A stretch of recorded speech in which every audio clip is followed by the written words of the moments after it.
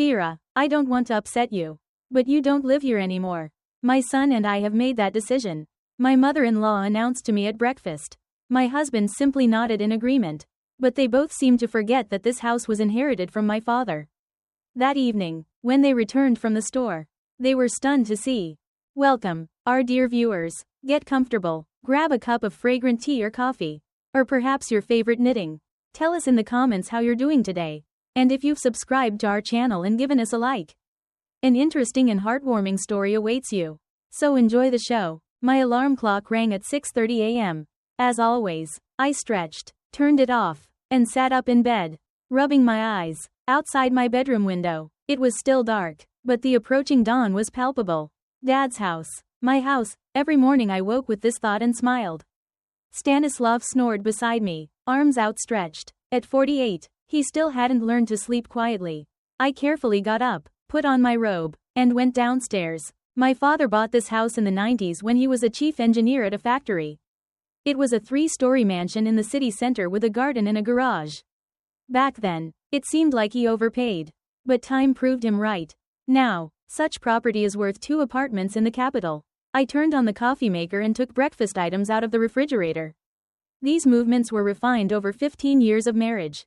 Creating a clear routine. Breakfast at 7 a.m. I'm at work by 8 a.m. And a meeting with my subordinates by 9 a.m. I work as the head of the HR department at TransAlliance, a large logistics company with branches throughout the state. I oversee 23 employees. And my salary is decent, $5 a month plus bonuses. For our city, that's quite good. I purposefully built my career. After college, I started as an HR specialist at a small firm. 3 years later, I moved to a larger one. And 5 years after that, to TransAlliance. My director values me, and my colleagues respect me. 2 years ago, I was offered the position of deputy director. But I declined. I didn't want the extra headache. Stanislav works as a regular manager at an insurance company. His salary is half of mine. But he doesn't have much ambition. Why stress, he says. We have everything already. By everything, he means my house, my salary, and the stability I provide. I poured coffee into the coffee pot and placed it on the stove. The house was still quiet. The family woke up later. I cherished my half-hour alone.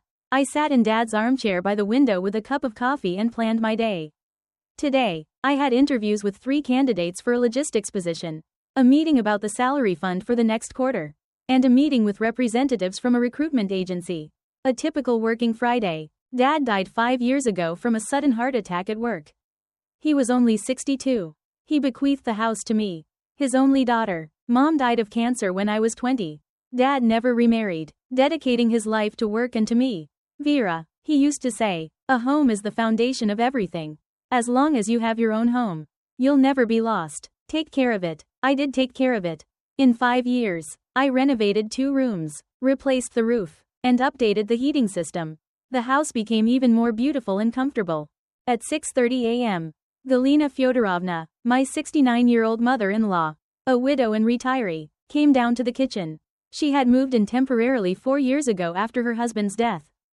Good morning, I said, pouring her tea. Morning, she grumbled, settling at the table. Got up late again. I've been sitting here waiting for breakfast for half an hour already. Half an hour ago, it was 6:50 a.m. I've been getting up at 6:30 a.m. every day for 15 years. But I didn't argue. Galina Fyodorovna flipped through a magazine, occasionally casting remarks my way. The bread's stale, you need to buy fresh. The bread was from yesterday but perfectly fine. I buy groceries every 2 days and always check for freshness. I bought fresh bread yesterday. No, it's stale. In our family, we always ate only fresh bread. Galina Fyodorovna often used that phrase when she wanted to change something in the house. In our family, we don't hang curtains like that. In our family, we eat lunch at 1 p.m. In our family, we don't watch TV during meals. For 4 years, she methodically redecorated the house to her liking. First, she changed the curtains in the living room. Mine were too bright. Then, she rearranged the kitchen furniture. It was inconvenient to cook. After that, she painted the fence yellow instead of white. It was more cheerful. Each time, she formally asked permission. Vera, do you mind if I move things around a bit? It was awkward to refuse. An elderly woman wanted comfort. And Stanislav always supported his mother. Mom knows best. She's an experienced homemaker. Gradually, the house changed. Things that reminded me of Dad disappeared. Why keep old junk? My mother-in-law would say.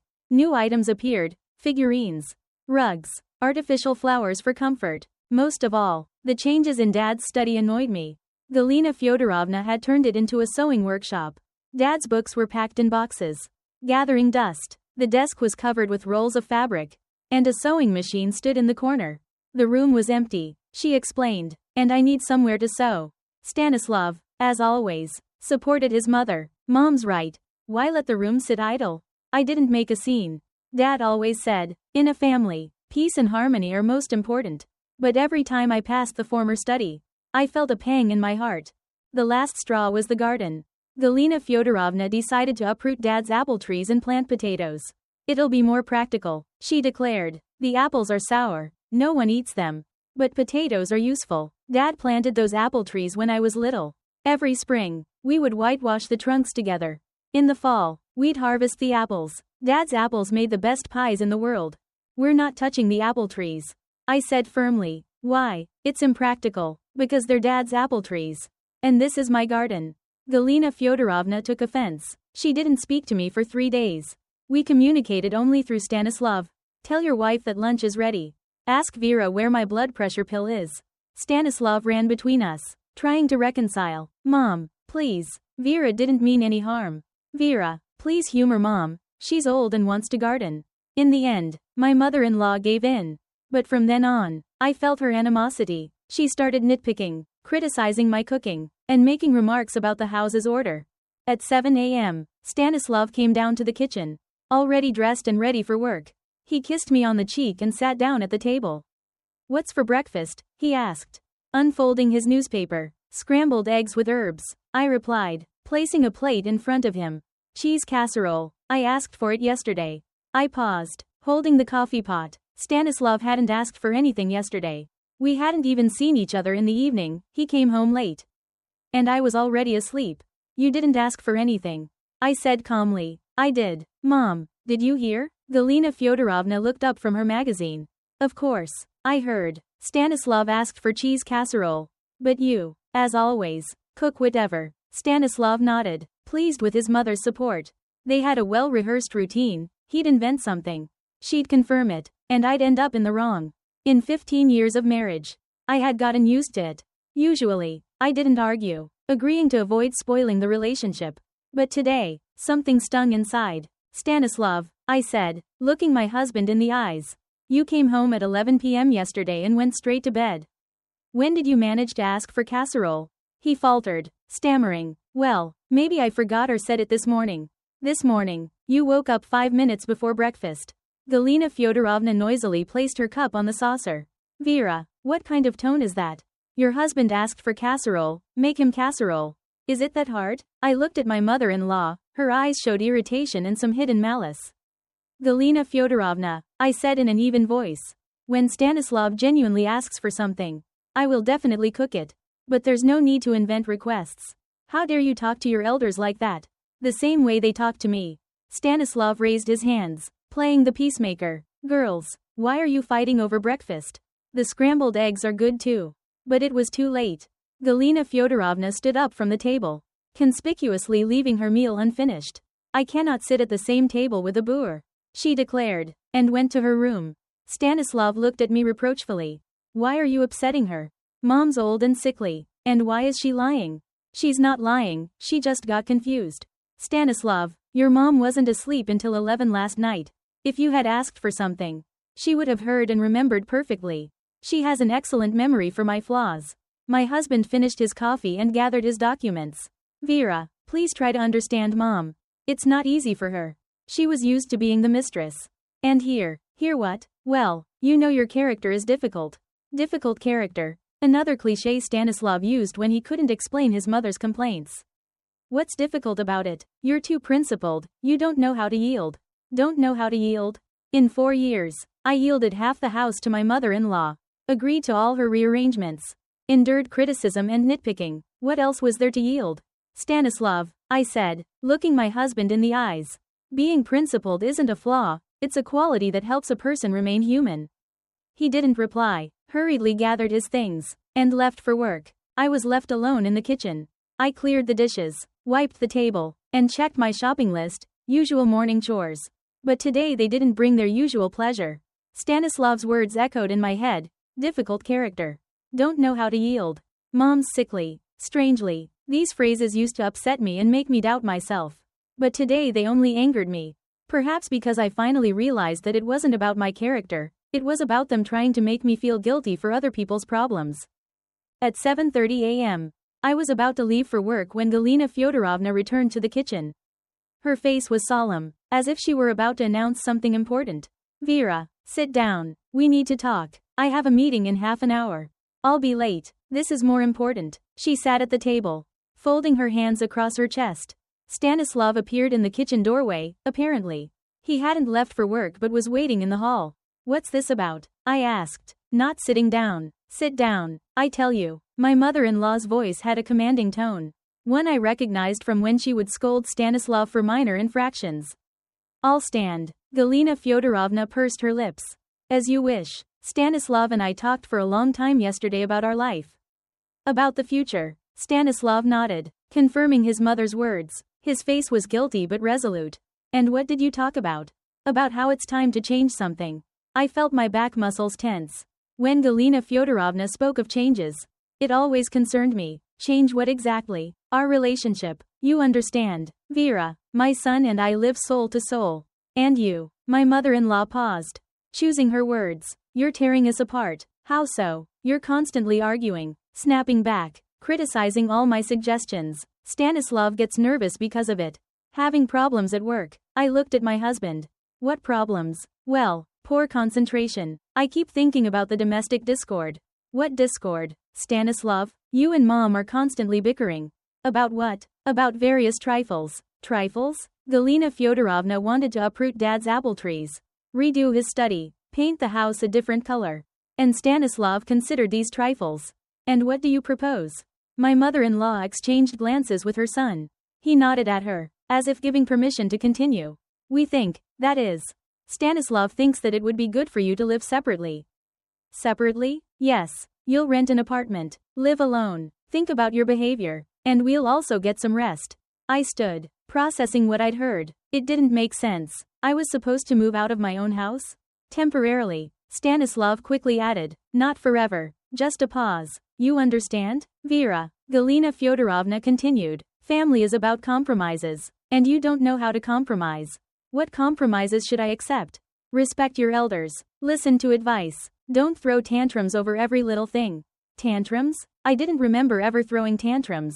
Objecting when my mother-in-law crossed boundaries. Yes, but screaming, slamming doors, throwing hysterics, never. Galina Fyodorovna, I said slowly, explain to me, this is my house, which I inherited from my father. Why should I move out? Because family is more important than property. And if the family falls apart, it won't fall apart if you come to your senses. I looked at Stanislav. Is this your decision? It's our collective decision, he replied, but avoided my gaze. Stanislav, look at me. Is this your decision? He lifted his head, met my gaze. Yes, it's mine. And then Galina Fyodorovna uttered the phrase that changed everything. Vera, I don't want to upset you, but you don't live here anymore. My son and I have made that decision. My husband merely nodded contentedly. For a few seconds, I stood silently, my mind blank. Then something clicked, like a switch. Understood, I said quietly. Galina Fyodorovna apparently expected tears, indignation, attempts to bargain, but I simply stood and looked at both of them calmly, scrutinizingly. You don't object? Stanislav was surprised. No, really? Inside, something cold and solid grew. Not anger, anger is hot and impulsive. This was a different decision. Clear, final, with no right to review. When should I move out? I asked. Well, don't rush. My mother-in-law generously allowed. You can pack until the end of the week. Until the end of the week?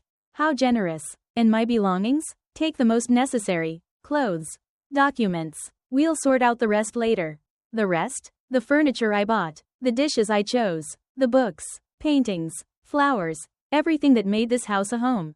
Fine. I nodded. Galina Fyodorovna bloomed. There. That's a good girl. I told you. You're a reasonable woman. When you live alone, you'll understand how important family is. Stanislav also cheered up. Vera, don't think we're kicking you out. We just need some time to think. Think about what? About us. About the future. About how to build relationships correctly. How to build relationships correctly. 15 years of marriage. And he thinks I don't know how to build relationships. Understood, I repeated. Well, then go to work. My mother-in-law dismissed me. And start packing this evening. I took my bag, documents, car keys. I reached the door, turned around. I have one question. What is it? Galina Fyodorovna asked warily. Do you remember who owns this house? Well, formally it's yours. But Stanislav is registered here. And so am I. Formally, I repeated. An interesting word. And I left the house. On the way to work, I didn't think about anything. I just drove my usual route. Listened to the radio. Watched the passers-by. My mind was remarkably clear. They had forgotten one small detail. The house belonged to me. Not formally, but actually. I had a will, a certificate of ownership, and an extract from the land registry. And all they had was registration. Registration doesn't grant ownership. Anyone who has ever dealt with housing issues knows that. At work, the day passed as usual. Meetings, interviews, current affairs. Colleagues asked, "Is everything all right?" My face must have given something away. But I answered that I was just tired. During my lunch break, I called my friend Marina. Listen, do you have the number for a good moving company? Yes. Why? I need to move some things. Move what? Personal belongings? Vera, are you moving? Not me. Marina paused. You're talking strangely. What's going on? I'll tell you later. Just give me the number. She dictated the phone number of a transport company. I wrote it down and thanked her. Then I found a company online that specialized in packing and moving. And ordered cardboard boxes of various sizes, tape, packing film, bubble wrap. What time do you need delivery? The manager asked. Today, by 5 p.m. Emergency delivery costs more. No problem. Then I called the moving company. I need 2 movers, 2 men, for 2 hours. Today at 6 p.m. What needs to be moved? Personal belongings, boxes, furniture. Where to take them? I thought about it. Where to take their things? A hotel was too expensive. A storage unit required a contract. Don't take them anywhere, just take them out of the house. Understood. We'll be there at 6 o'clock. I put away my phone and looked at the clock. 2 p.m. I had time to plan everything. Stanislav usually came home from work at 7 p.m. Galina Fyodorovna went shopping after lunch and returned for dinner.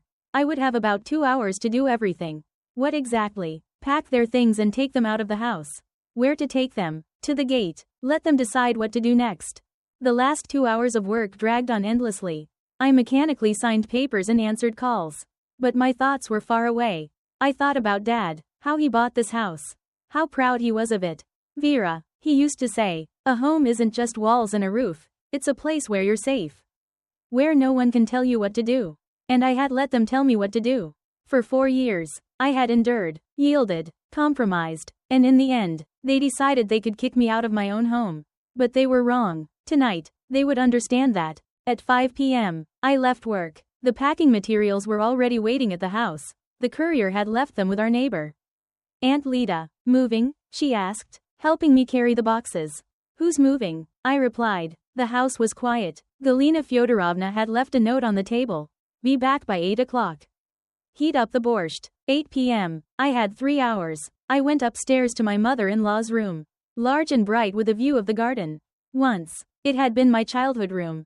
Here, I played with dolls, did my homework, dreamed of the future. Galina Fyodorovna had furnished the room to her taste. A bulky wardrobe. A dressing table with many jars of creams. An armchair with an embroidered cover. Geraniums in pots sat on the windowsill. I brought in the boxes and began carefully folding clothes, shoes, and cosmetics. Each item was wrapped in paper to prevent wrinkles or breakage. My mother-in-law had many things. 3 wardrobes of clothes. 2 dressers of linens. A shelf of medicines. A collection of figurines. In 4 years, she had turned my childhood room into a storage unit. Then I moved to Stanislav's bedroom, his suits, shirts, ties, the computer he bought 3 years ago, a stack of movie discs, insurance books he never finished reading. Surprisingly, in 15 years of marriage, we barely had any shared belongings. Each bought for themselves, lived by their own interests. Even our photos were in different albums.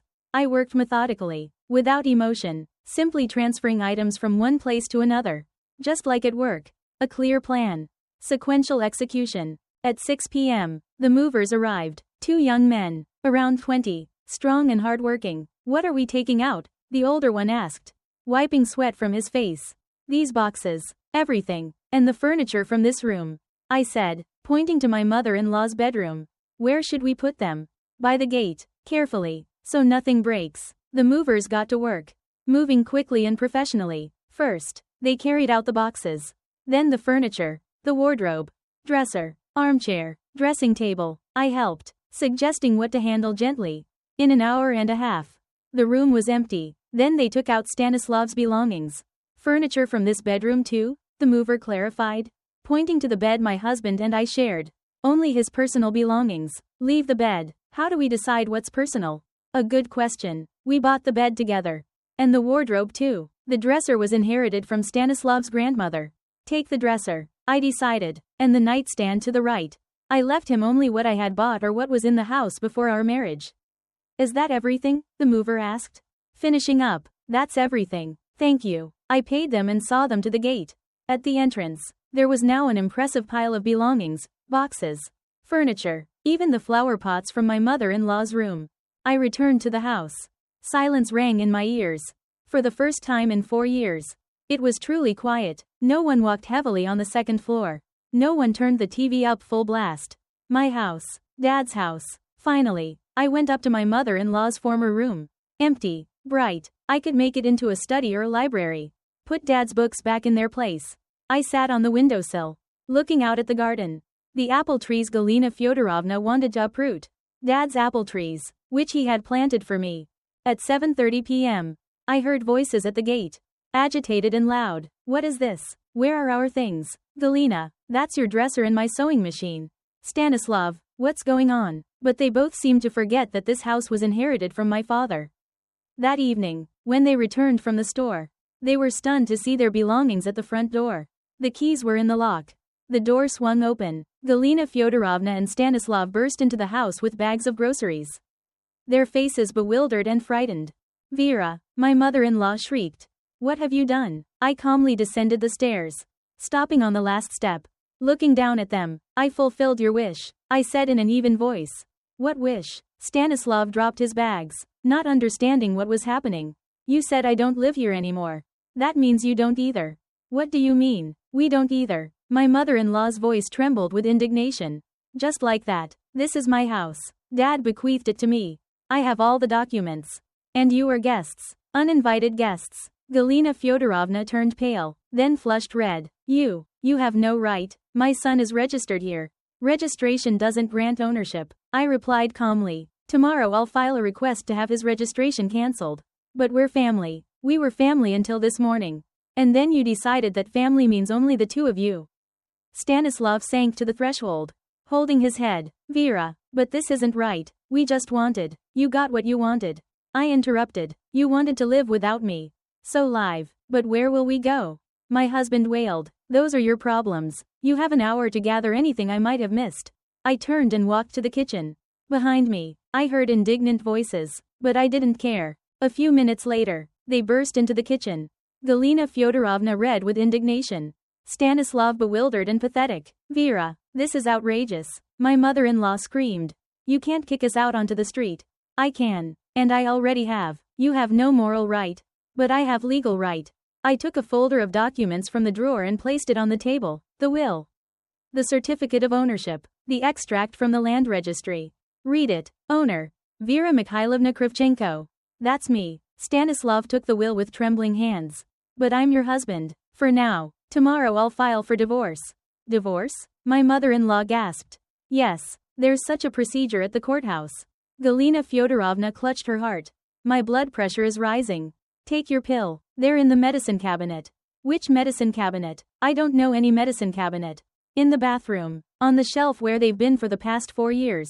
My mother-in-law ran to look for her medicine. Stanislav remained in the kitchen, staring blankly at the documents. Vera, we can discuss everything. Find a compromise. Can't we? What compromise? Well, live together but separately, each in their own zone. I already have my own zone, the whole house. But we love each other. I looked at my husband. At his soft, spineless face. at the eyes that always sought support from his mother. Stanislav, tell me honestly, when was the last time you made a decision on your own? Without your mom's advice? By your own will? He thought for a moment, then shrugged bewilderedly. Well, we make decisions together, right? Together means you and I. But with us, together means you and your mom. Galina Fyodorovna returned, now calmer. Vera, let's talk like reasonable people. We're not enemies, we just have conflicting personalities. Your personality doesn't suit me. But you wouldn't kick an elderly woman out onto the street. Would you? No, I wouldn't. You can rent a place. On what? My pension is $200, and Stanislav's salary is $2. You two can live on that.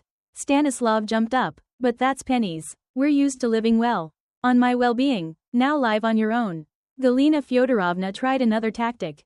All right, I agree to leave, but why kick out my son? He's your husband. He was my husband until this morning. But why? What did he do to you? I stood up and walked to the window.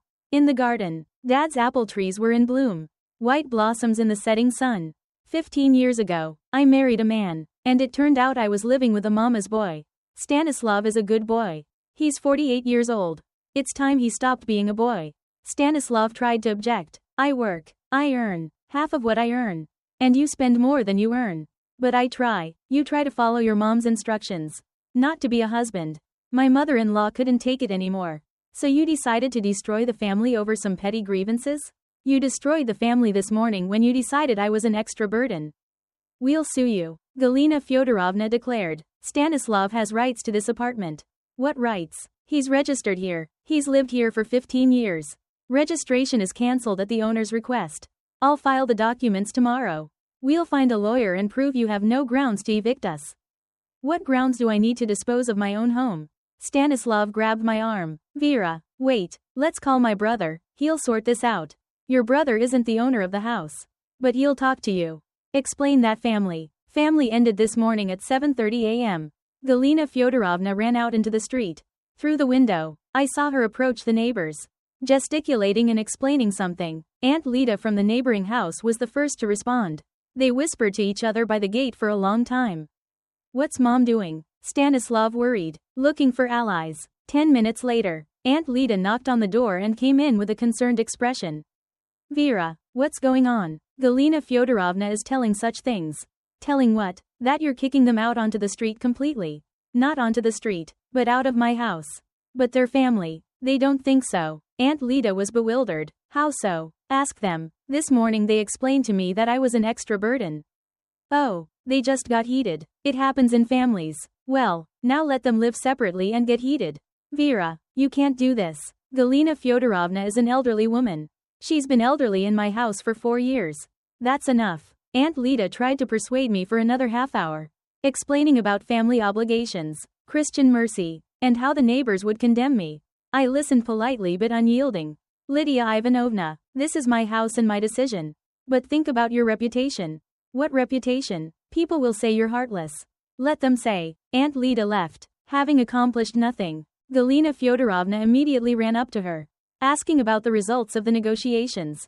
Then my mother-in-law visited 3 more neighbors. But no one dared to interfere in family matters. Mom, what are you doing? Stanislav asked when she returned, looking for support. The whole street can't just be silent when injustice is happening. What injustice? You see, she's kicking us out, but it's her house. Whose? It's a family home. We lived here. We invested. Interesting what they invested in. Galina Fyodorovna had lived at my expense for 4 years. Stanislav, for the past 3 years, had earned less than he spent on his own needs. That evening, Stanislav's brother, Artem, a successful lawyer who always considered himself smarter than everyone else, arrived. Vera, explain what's happening, he demanded without even greeting me. What's happening is that your brother and your mother got what they wanted. They wanted to kick me out of the house. That's exactly what they told me. Artem looked at his brother. Stanislav, are you completely blind? Do you understand what you're losing? I tried to explain. Don't try. Explain clearly why the hell you decided to kick her out. Stanislav started to mumble about conflicts, about his mom's health, about the need for a pause in the relationship. Idiot, Artem concluded. Complete idiot, you're kicking your wife out of her own house. But Mom said, Mom's a fool, and you're an even bigger fool. Galina Fyodorovna was indignant. Artem, how dare you talk to your mother like that? Like a person who led the family to divorce. I wanted what was best. But it turned out as always. Artem turned to me. Vera, let's try to find a solution. You understand that divorce is serious. I understand. That's why I'm getting divorced. But the house. Stanislav has rights to part of the property. What rights? Marital property acquired during marriage? I took out the documents and showed him the will. The house was inherited before marriage, it's not marital property. Artem carefully examined the papers, his face fell. Indeed, everything is clear here, but Stanislav invested in renovations. In furnishings. With my money. How with your money? I earn more. For the past 3 years. All major expenses have come from my budget. But Stanislav also has income. $2 a month. Considering that utility payments alone for the house are $500. Artem thought about it, calculating in his head, considering options. Listen, maybe there are other documents? Loans. For example? What loans? Well, for renovations. For furniture. Stanislav suddenly turned pale. Artem, no need. No need for what? I'm suspicious. Stanislav, what loans is your brother talking about? I repeated. My husband looked at the floor. Silent. Stanislav, what loans is your brother talking about? Well, I borrowed a little money. How much and for what? $8 for a car. Pledged what? Silence. Stanislav, what did you pledge for the loan? The house. He blurted out. My heart went cold. How? The house is mine, but I'm registered there, the bank agreed? I grabbed the phone, dialed the bank where we had accounts, and waited for the operator. Hello, I'm interested in information about loans secured by real estate at the address. I dictated the house address. 1 minute. Yes, there's such a loan. Issued to Stanislav Yurievich Belyakov. Was I as the owner notified? Let me check. No, there were no notifications. This is illegal. Go to the branch with your documents, they'll sort it out.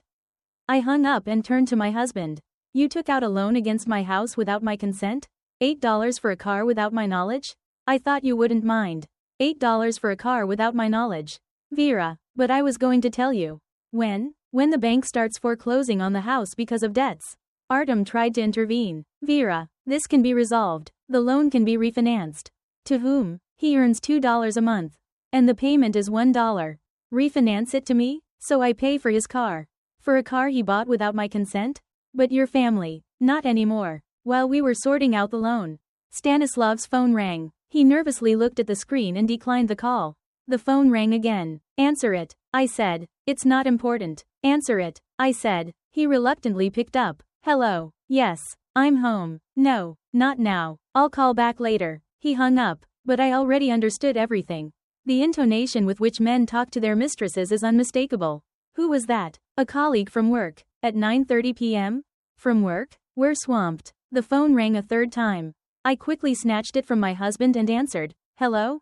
Stanislav, a woman's voice wondered. What's wrong with your voice? This is Stanislav's wife. And who are you? A pause. Then short beeps. I looked at my husband. Will you introduce me to your colleague? Vera, it's not what you think. Then what is it? Just a friend? A friend who calls at 9:30 p.m. and is surprised that I answer your phone. Stanislav lowered his head. Galina Fyodorovna was indignant. What kind of suspicion is that? My son is a decent man. Stanislav, answer a simple question. Do you have a mistress? Silence. Yes, he said quietly. Galina Fyodorovna gasped. Stanislav, how could you? How long? I asked. 6 months. Serious relationship? I don't know. Maybe. Does she know you're married? She knows. And what are your plans? No plans. We just meet. Artem shook his head. Stanislav, you've completely lost it. Kicking out your wife and getting mistresses? It wasn't intentional, it just happened. I sat down on a chair, feeling a strange relief. Finally, everything made sense. My husband wanted to be free from the family. Not for his mom's sake, but for another woman. What's her name? Why are you interested? Lena Yurieva, age 32. Where does she work? At our company. Accountant. It was all logical. An office romance with a young employee, a classic. And what does she think of today's situation?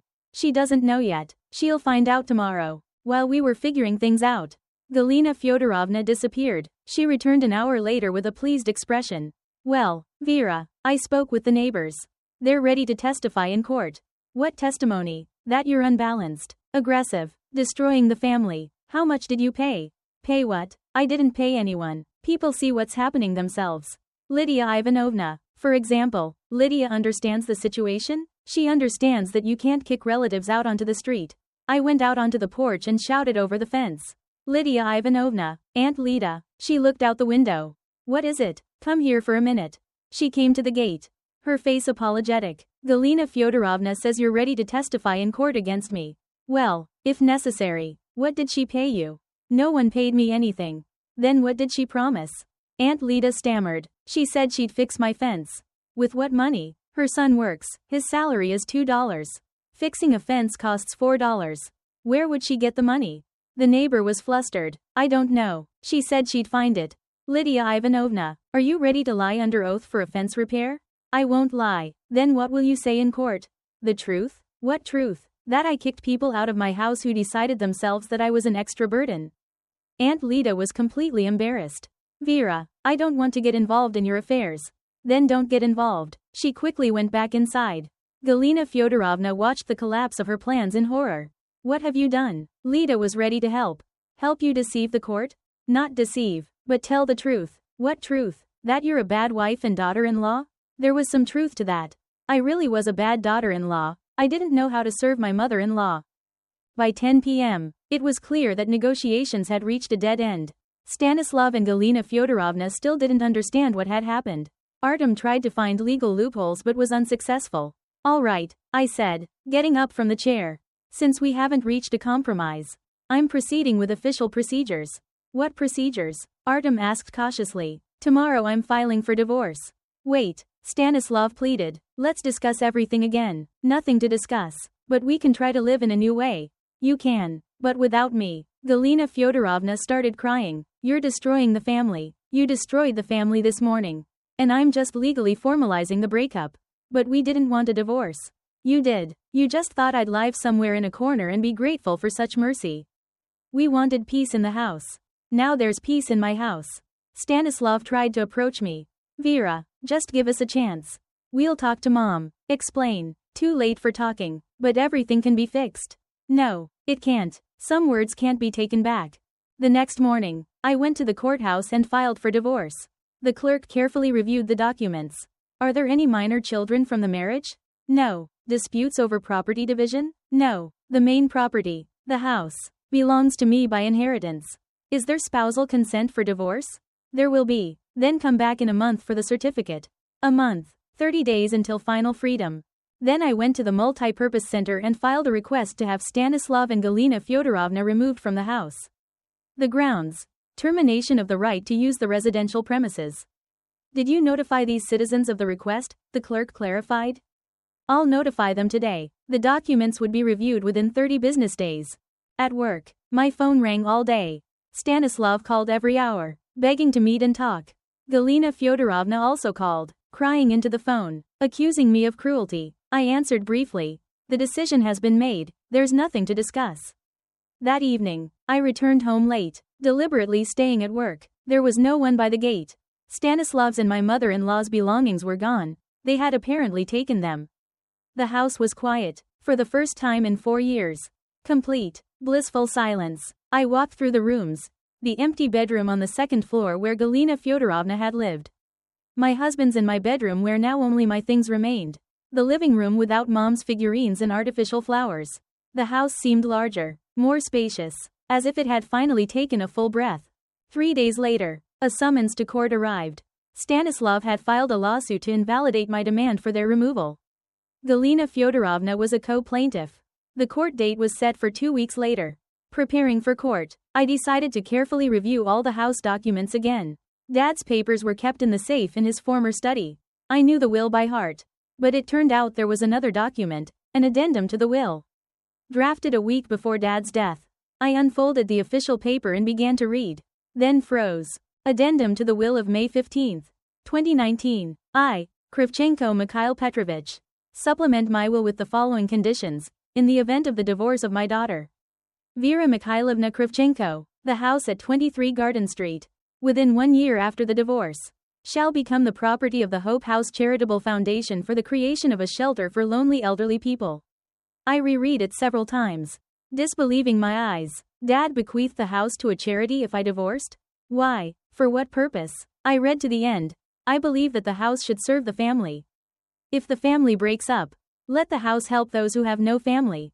My legs gave out. I sat in Dad's armchair, holding the document. It turned out that if I divorced Stanislav, I would be homeless in a year. But why didn't Dad tell me about this condition? Why did he hide it? Maybe he hoped my marriage would be strong. Or he wanted me to take the decision to divorce very seriously. There was another line in the addendum. This condition comes into effect only upon official dissolution of the marriage. Separate residence of spouses is not a basis for transferring the house to the foundation. So if I didn't officially divorce, the house would remain mine. But then Stanislav would still be considered my husband. I sat in the armchair until late at night, pondering the situation. By morning, a decision had matured. Dad wanted the house to serve the family. But he couldn't foresee what my family would be like. If I had to choose between the house and freedom, I chose freedom. The next day, I decided to learn more about the Hope House Charitable Foundation. I found their website online and read the information.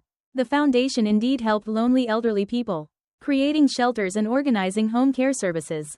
The foundation was headed by an elderly woman who had no children. I called the foundation office and asked for a meeting with a lawyer. I wanted to know if they knew about Dad's will. Of course, we know, a male voice replied. Mikhail Petrovich himself came to us and discussed the details. My name is Artem Sinitsyn. I represent the foundation's interests. I can meet with you at any convenient time. We met at a cafe near my house. Artem Sinitsyn turned out to be a man in his 50s, with graying hair and intelligent eyes, dressed conservatively but without excess. Your father was a very wise man, he said, ordering coffee. He thought long and hard about the terms of the will.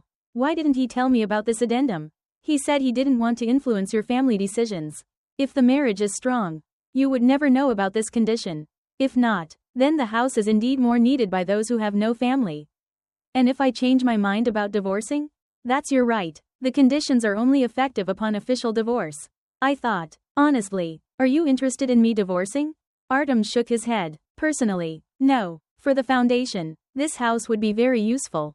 But wishing people misfortune in their personal lives is unethical. And if I remain formally married but live separately?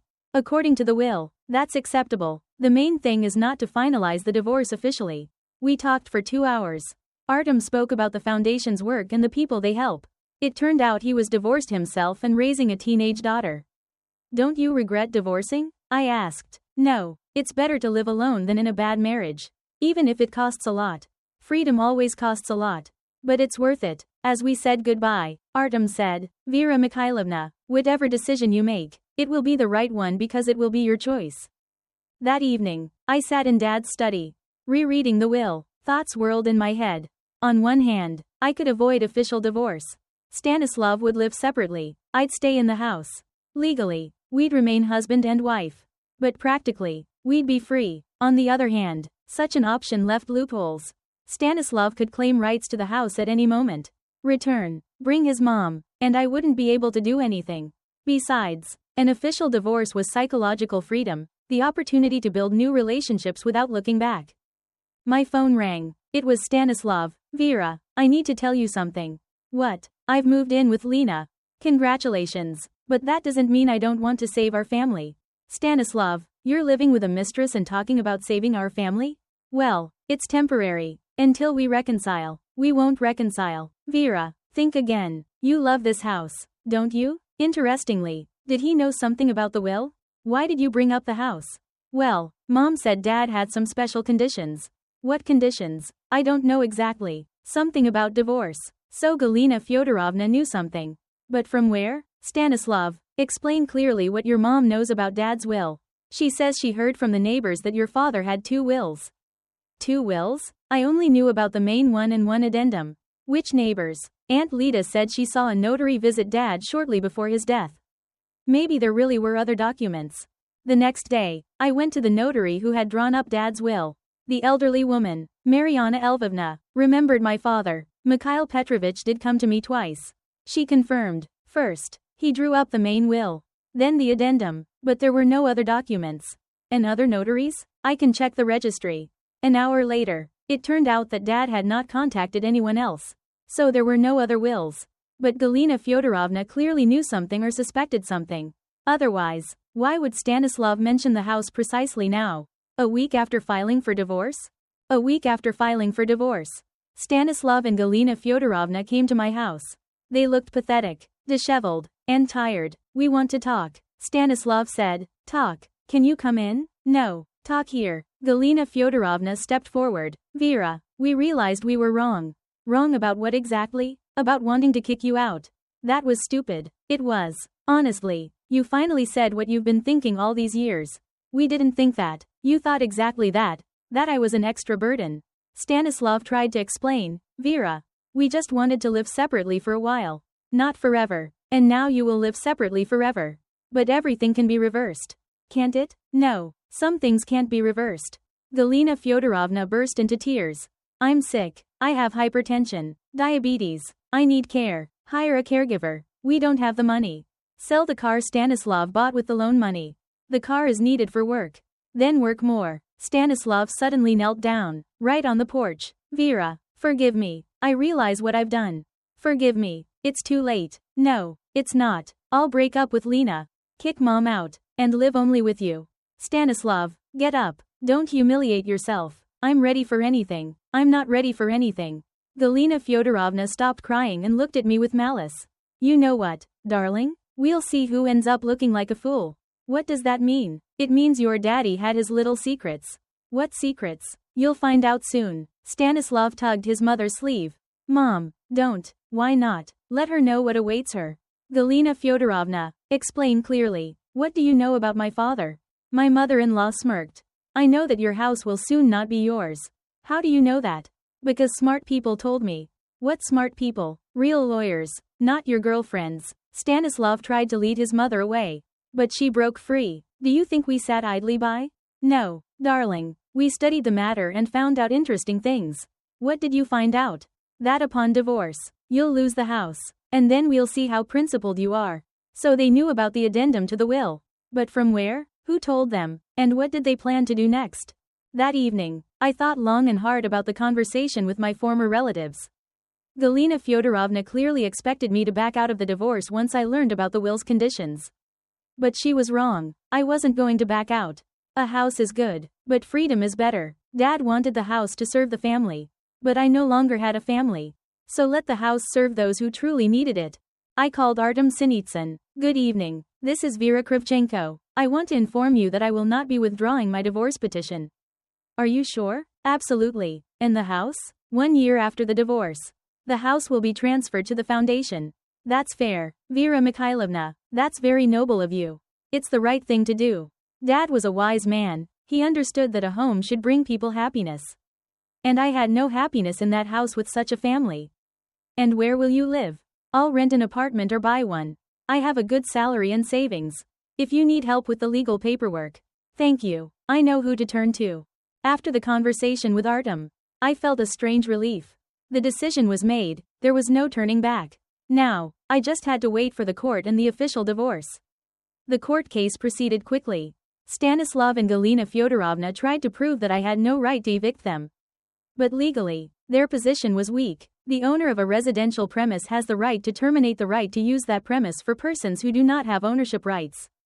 The judge explained. Stanislav and his mother-in-law were removed from the house. The divorce was finalized a month after filing the petition. Stanislav didn't come to the courthouse. The divorce was finalized in absentia. I received the certificate of divorce and felt an emptiness, not joy. Not relief, but specifically emptiness. 15 years of life had ended. Ahead lay the unknown. A year later, the house indeed passed to the charitable foundation. I moved into a rented 2-bedroom apartment in a new neighborhood. Artem Sinitsyn helped with the paperwork. We started seeing each other more often. And I realized I liked him. But the relationship developed slowly. With too many obstacles. Firstly, a conflict of interest. He represented the foundation that received my house. Secondly, his daughter reacted poorly to the idea of a new woman in her father's life. Thirdly, I myself wasn't ready for a serious relationship.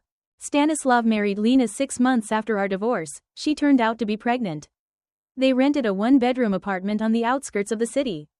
Galina Fyodorovna lives with them, helping with household chores. Sometimes I see them in the store or on the street.